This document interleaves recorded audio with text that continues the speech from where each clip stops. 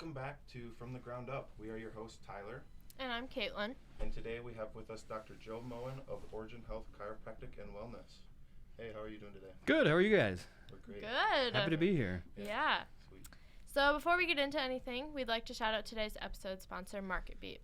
MarketBeat is an amazing resource for creating the most accurate and most comprehensive data sets while empowering more than 2.5 million investors to make better trading decisions by providing real-time financial data and best-in-class stock research tools.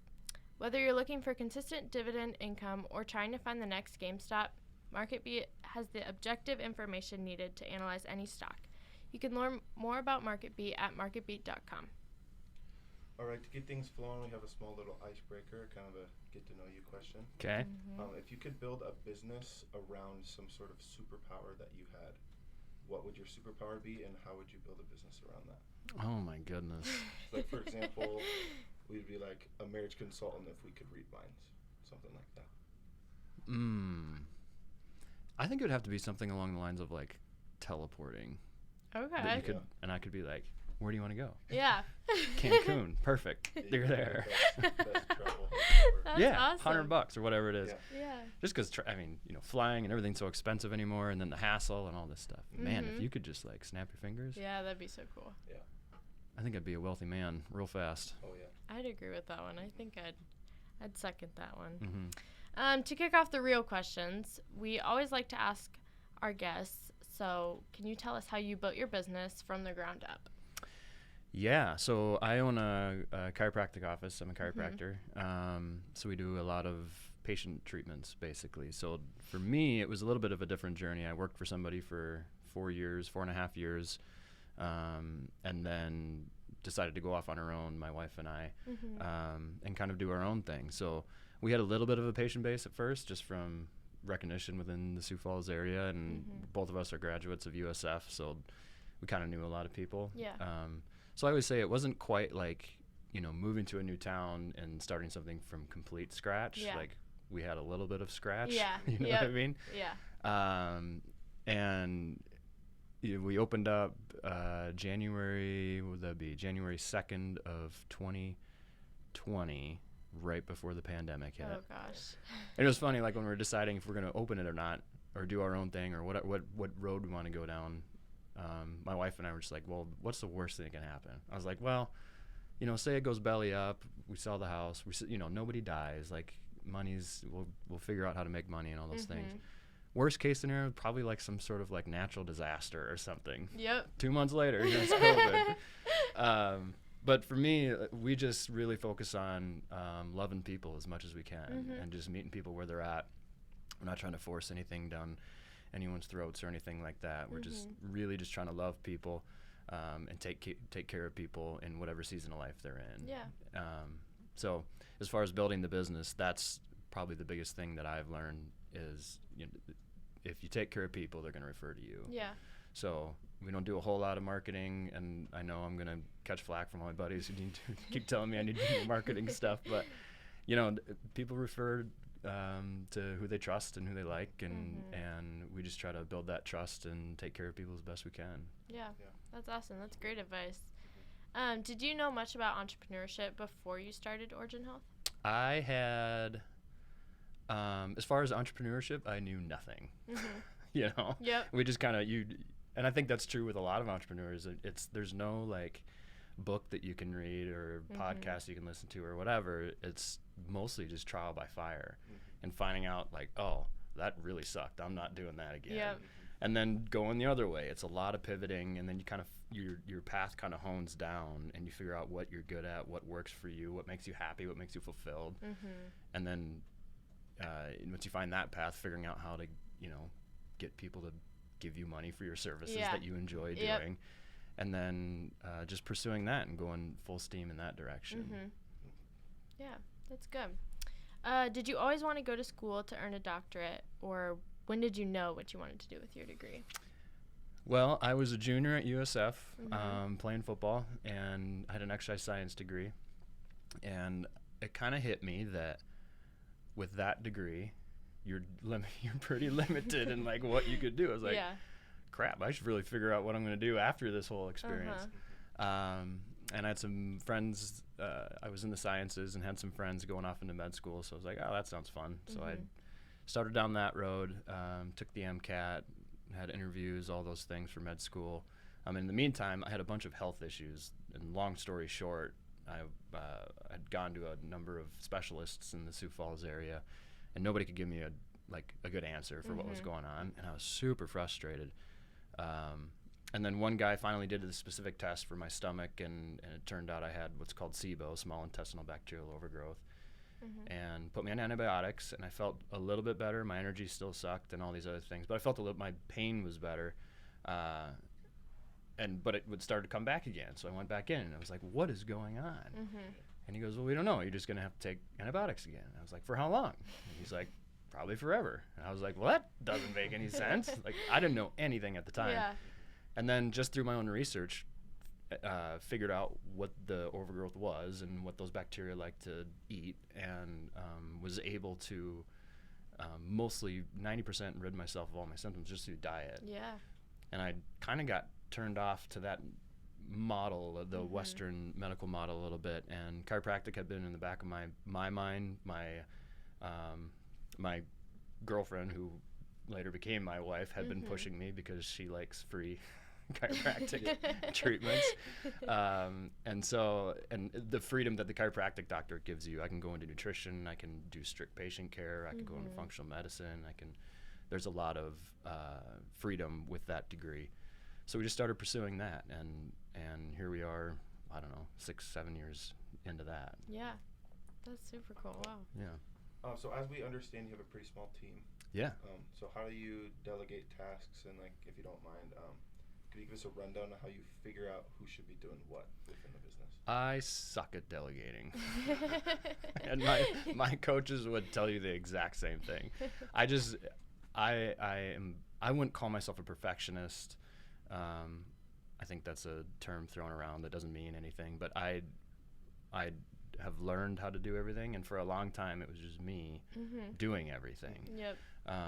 And because of that, I'm like, well, I can just do it. You know what I mean? Yeah. It'll take me 5 minutes. It'll be done right. We don't have to worry about it. Yeah. But that 5 minutes, for me, as the owner and the physician, I could be doing something else that's better for the business and passing that off to somebody who wants to do it too. Yeah. So that's a skill that I am currently developing. But it's impressive too when you are the leader of a team, when you start empowering your team members and giving them responsibilities and allowing them to take more ownership over the business as well. Because the business only does as well as the whole team does. And if I have a team member who isn't in it or doesn't bring the energy or whatever, fill in the blank, that's not going to serve the business well, the patients are going to feel that, and if the patients feel it, they're not going to come back, and if they don't come back, then the business suffers. Yep. So it's my job to not only take care of what I can do, but also allow others to step up to the plate too and try to build them up as both employees and people as well. Do you believe that entrepreneurs as a whole kind of have a problem with delegating those tasks? Probably. Because a lot of, some friends I have that run businesses, it's all the same stuff. And it's funny when you get together with other people who own different businesses, how much the businesses and all the problems everyone has, it's all the same stuff. Yeah. You know what I mean? You can be in chiropractic or running an insurance agency or a boutique or running a gym.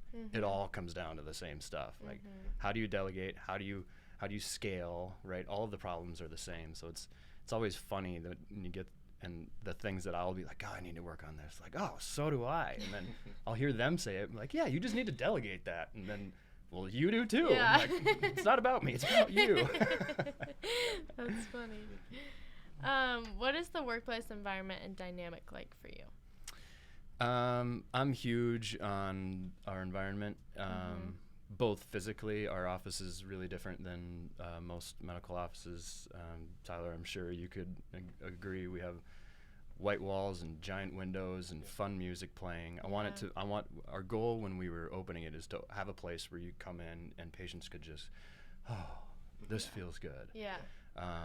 I was over the brown walls and elevator music that most medical offices are. Yeah. I just wanted different, and so we went hard that way.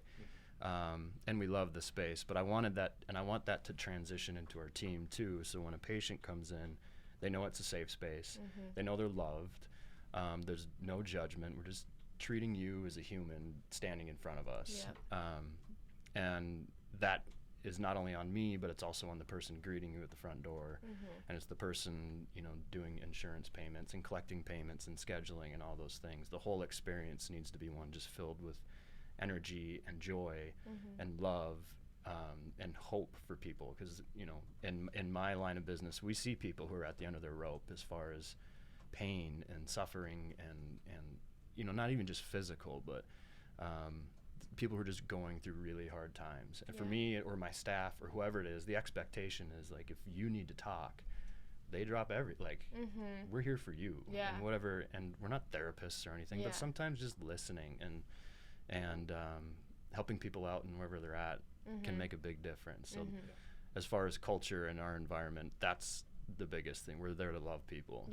And, you know, having a bad day and being grumpy on the phone, that's not loving people. That's bringing people down. And we're just trying to pick people up. That's awesome. I think that's very inspirational, and a lot of people opening a business, I would say that's great advice. Yeah, and for anyone, you know, you could apply the same thing. It's not only service, but you think about your favorite restaurant or your favorite place to go shopping or whatever it is. It's always has some element of that. You just, you know, whether you're selling clothes or cooking food, if you're happy and provide some energy and some hope and some joy to people's life, they're going to come back.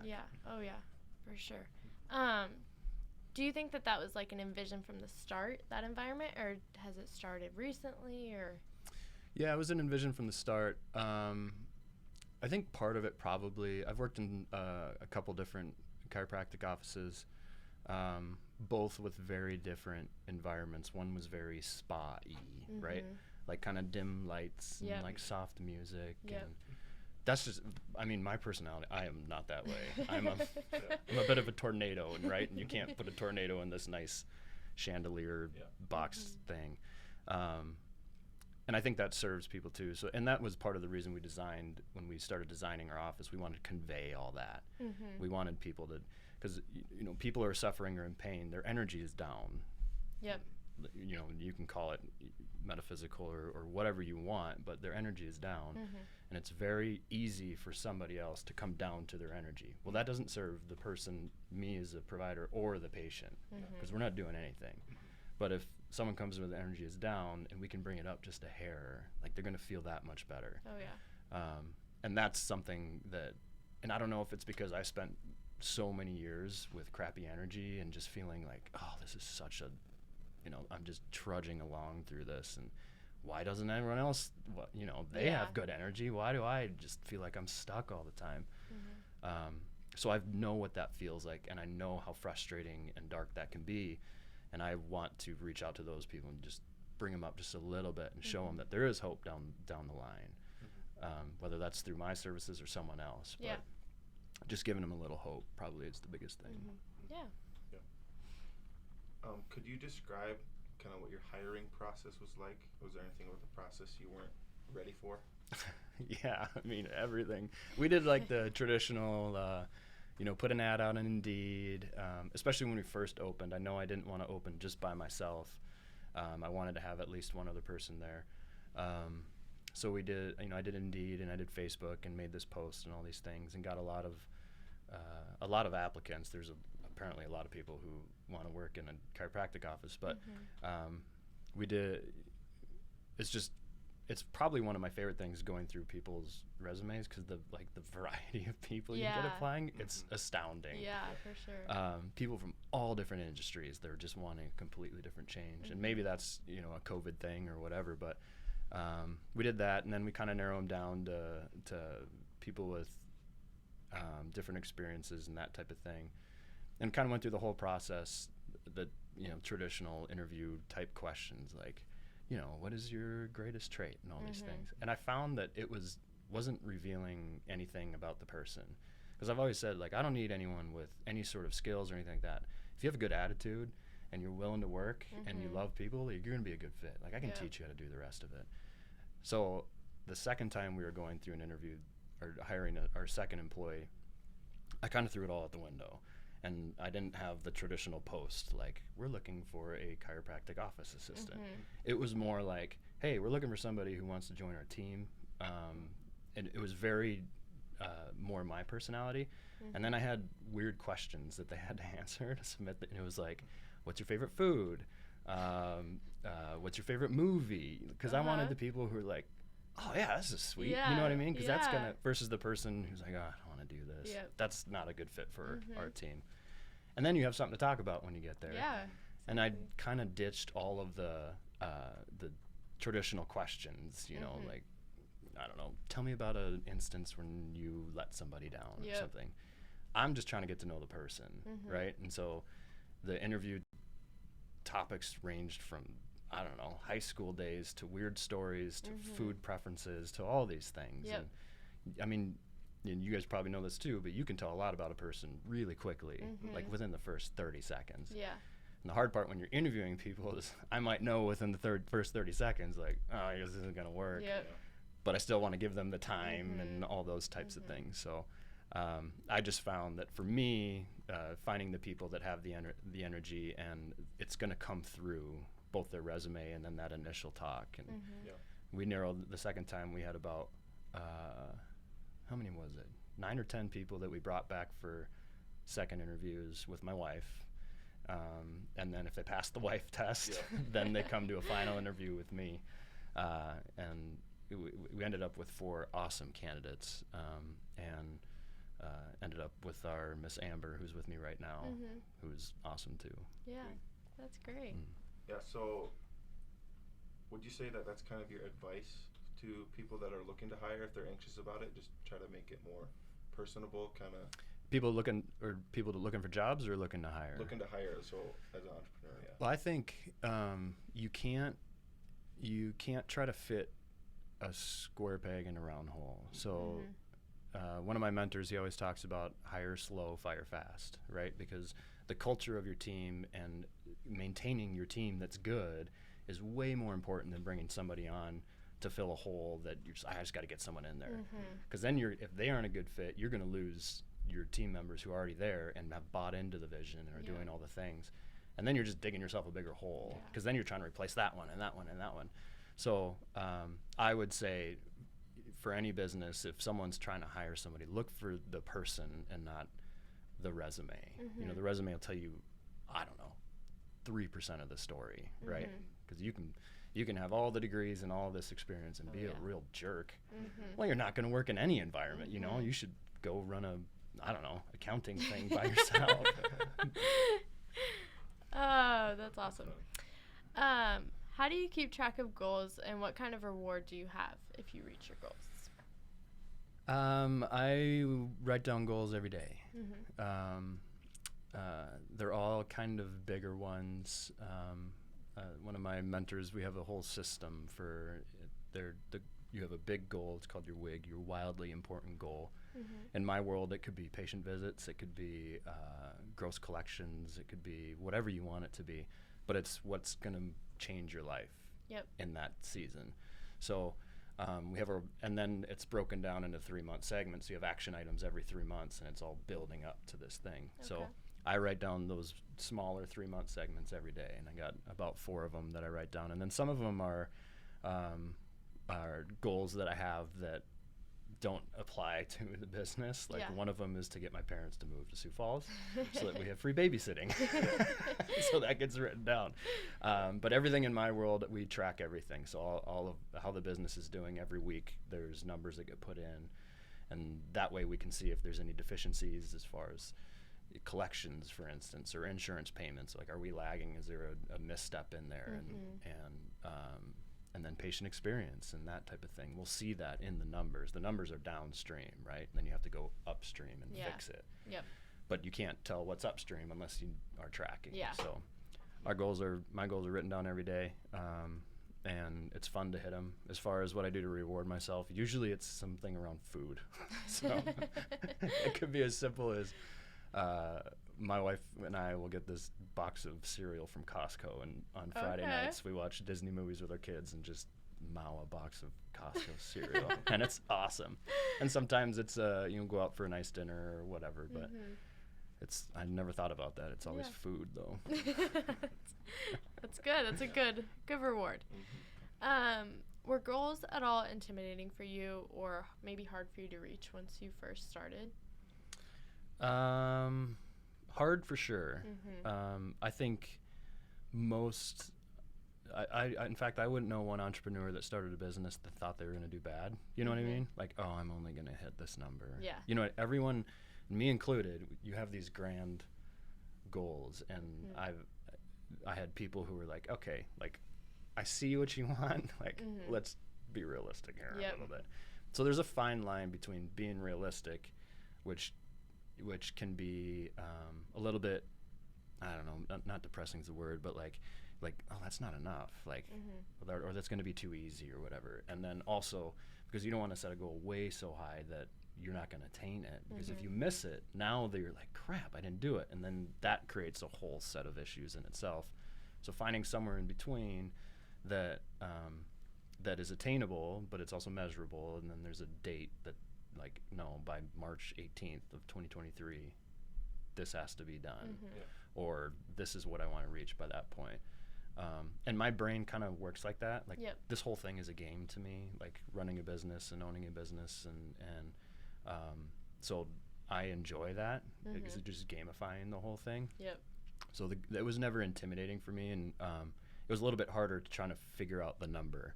But that's where relationships and people have been down the road and know what they're talking about and have opened business in the past can be like, oh, that's not enough. Like, you could easily do that. Or, well, that's, I see what you're doing, but let's be honest here. Now that we're about halfway through the episode, we'd like to again shout out our episode sponsor, MarketBeat.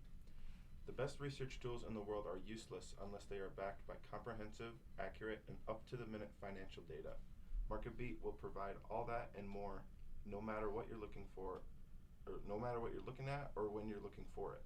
Join the millions of people and take a look at yourself at everything MarketBeat can do at marketbeat.com. All right, how are you doing? Good. You guys are pros with the ads and everything. It's impressive. Got a little bit of practice. Is this what you expected at all?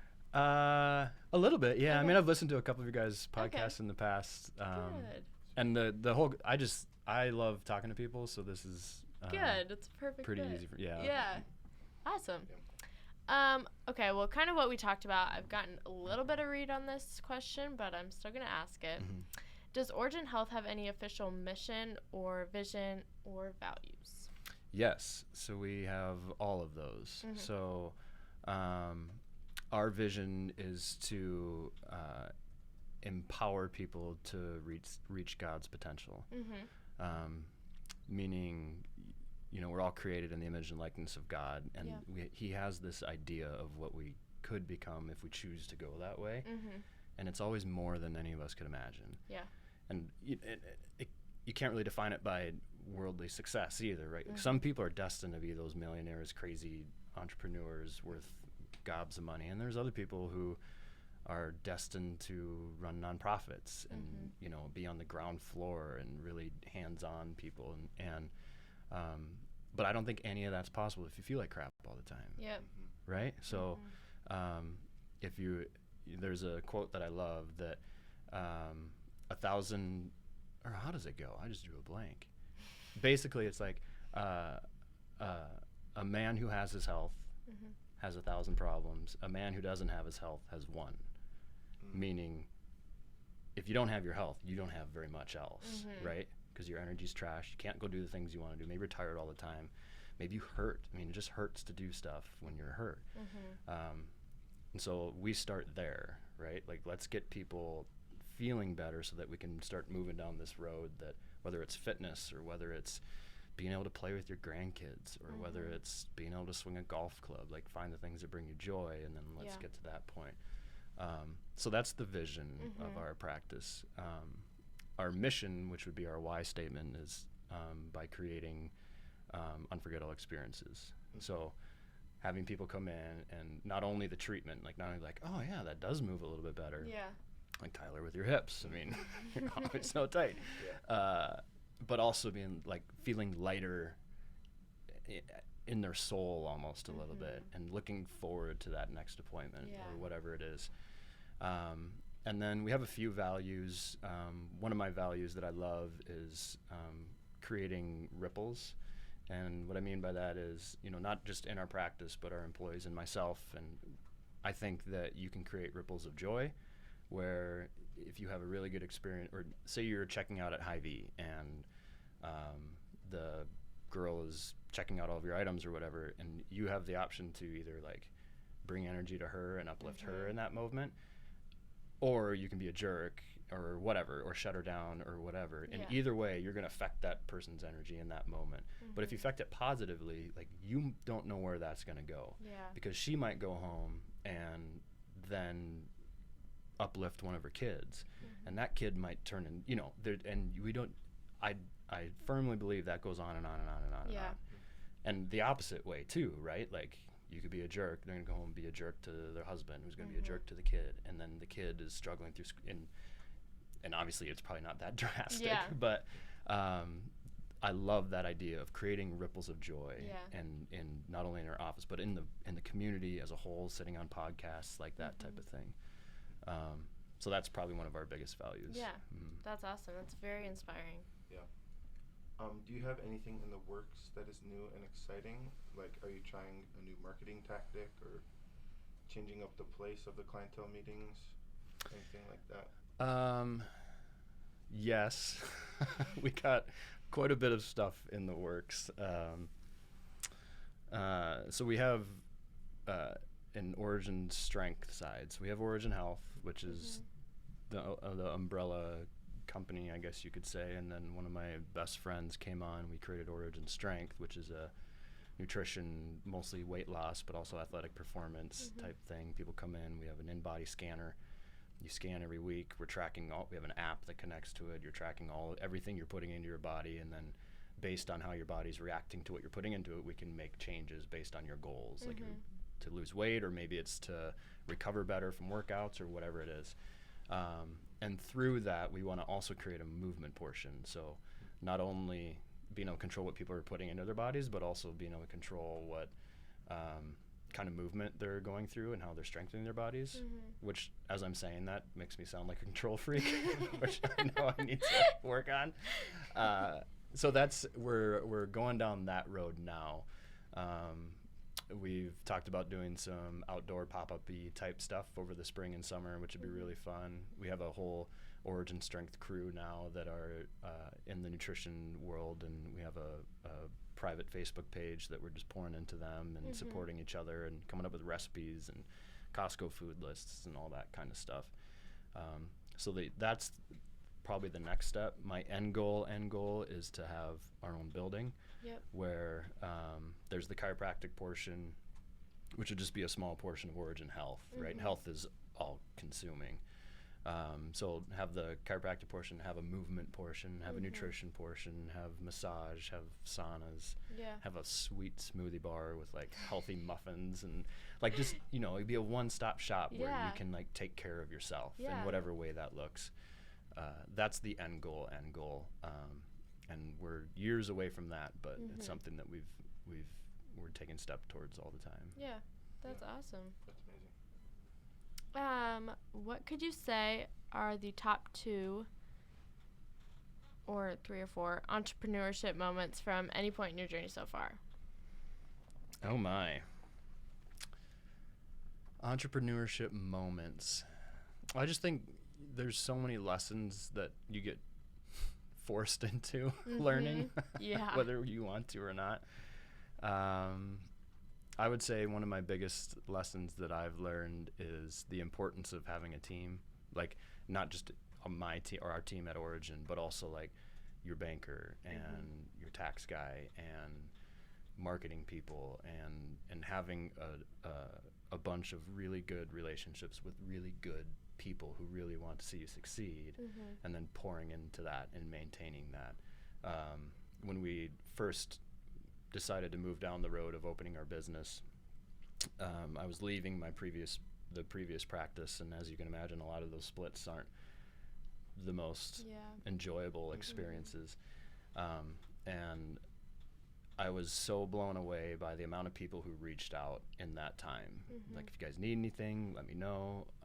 I mean, so many people went to bat for us. I mean, it was just incredible. And I get emotional thinking about it. But the importance of having those relationships and people in different areas that are willing to go above and beyond for you because you poured into them in the first place. And just having and maintaining that tribe that like I said, are going to go to war for you when you need them to. I forget the number of, maybe you guys know how many small businesses fail within the first, it's something astronomical, isn't it? It's like, probably, I don't know. I forget the percentage, but what is it, like 92% of stats are made up anyway, so we'll go with 92%. Okay. But a lot of them fail because they're underfunded and they're undermanned, so they just don't have enough people in their court, right? That was probably my biggest lesson that I learned, and thankfully I learned it the easy way, I guess, right? Like, it's not like Origin fell apart because I didn't have these things. I can directly see and the success that Origin has become, just not because of me, but because of everyone holding us up. That was probably our biggest thing. Yeah, cool. Do you have any other questions for us? Any last pieces of advice or any more stories you'd like to share? I don't know. Stories. I got a lot of USF stories that we probably shouldn't talk about on air. No, I don't know. Just as far as advice goes, you know, running your own business isn't for anyone or everyone, for sure. There's a large part of me that knows that I would love being a foot soldier. Just tell me what to do. I'll do it. I say that quite a bit. But I've found myself in a position where I can't, if I'm that person, the business isn't going to grow, right? Like, I have to be the one, nope, this is the direction. Like, I hear everyone's opinions. It means a lot to me. This is where we're going for this reason. So just my advice to people when you're starting out is have a vision, but, you know, loosely held in a sense, right? Because it's not going to work out the way we think it's going to work out. So have an idea, but be willing to walk through doors that might be leading to something else. That's my prayer all the time, is like, all right, God, if this is supposed to happen, then open the door and give me the strength to walk through it, right? Because a lot of times we're like, nope, I want to go that way. I'm like, well, there's a big, really nice, shiny thing that maybe you didn't even see because you were so focused on the one thing. Not that being focused on that one thing is bad, but just have an open mind and an open heart to other opportunities that might come your way. Because if you're going down the road that you're supposed to go down, like, things will happen. And it's just crazy the amount of times that happened to me. It's like all of this Origin strength stuff and all these relationships it's just all almost organic. And since opening Origin, that's all I try to do is, like, if something pops up, like, all right, let's go check it out. If it works, it works. And if it doesn't work, then we're not supposed to be there, and we move on. But there's no hard feelings. There's no emotions. It's just walking through doors. And I think a lot of times, especially in that weird college age when you're, like, trying to figure it out, right? Am I going to do a boutique or am I going to do a gym? I don't know. Head towards both and just walk down that road and see what happens. Meet people, love on people, they'll love on you, and it's just crazy where you end up. For sure. That's amazing. Well, that is the last of our questions, so thank you so much for coming on our episode today. It has been great having you and hearing about your journey and your advice. So to truly thank you, we have a USF mug for you, and we have a gift card to Child's Play Toys. Oh, sweet. So to end the episode, we'd like to give Child's Play Toys a shout out. Child's Play Toys is a locally owned toy store here in Sioux Falls that brings a unique vision to selling toys, books, candy, clothing, and more. The store is fun for all generations, for the kids and for those who are a kid at heart. Their experienced staff will help you find the perfect gift for anyone in the family. The home store is located downtown on the corner of 11th and Phillips. A second location is on South Lorraine Place next to Dave & Buster's. And a brand new third location is now opening on the bridges on 57th Street. This has been Caitlin and Tyler with Dr. Joe Moen of Origin Health Chiropractic and Wellness. Thanks for listening.